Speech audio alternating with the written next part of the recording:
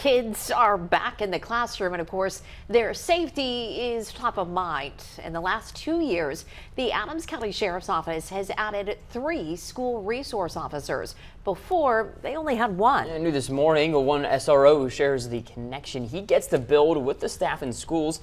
WGEM's Sydney Lyerly is live in Quincy to explain. Sydney, good morning.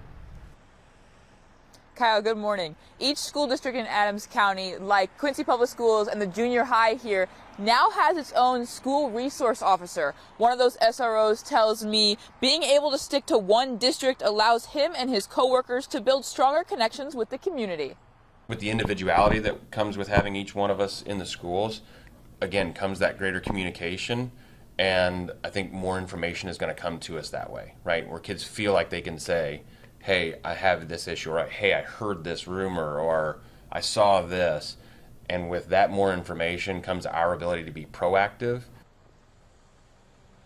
Zimmerman says in the few weeks since school started, he has already had students confide in him. He adds he and his coworkers train every day to make sure that they are doing the best they can to protect the schools and the students. Natalie, back to you. All right, Sydney, thank you. The sheriff says next year he plans to hire another SRO with the goal of someday having one for each individual school in the county.